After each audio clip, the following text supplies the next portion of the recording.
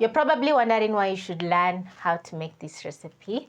Ghee is very flavorful once added to food, and also it has a very high smoking point when used in cooking instead of using butter, which has a very low smoking point.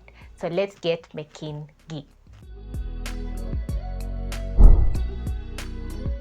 You're going to place a pot over medium-low flame.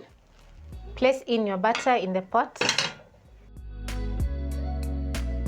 My butter was frozen, so I used a knife and cut into large cubes.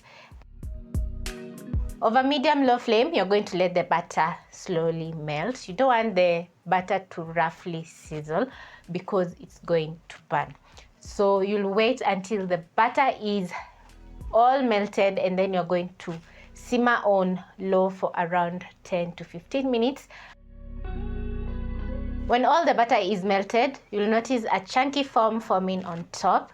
That is the milk solids, which are separating from the oil. You're going to gently simmer for around 10 to 15 minutes until the milk solids go to the bottom of the pot and the oil or the ghee comes on top. I don't know if I make sense. And a very quick tip for you, don't stir while the ghee is cooking.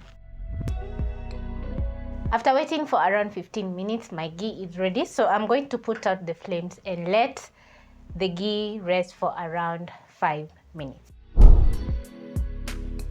After 2 minutes, I'm going to be showing you the next step. So you'll need a few kitchen utensils. I have a metallic sieve over here, a bowl, and kitchen paper towels. Also, I have a glass jar over here, which I'm going to be putting my ghee. So the first step is to pick your sieve, place it on your bowl.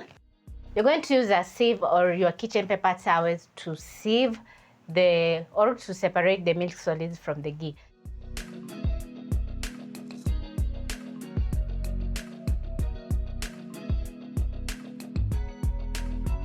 In my bowl, I have my ghee ready for cooling, and it's looking very perfect. I used unsalted butter to make my ghee. You can also use salted butter and add even more flavor to the ghee.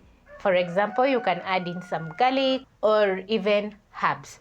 So I'm going to transfer my ghee into my jar over here and let it rest and solidify. And I'm going to be using the ghee to cook my food.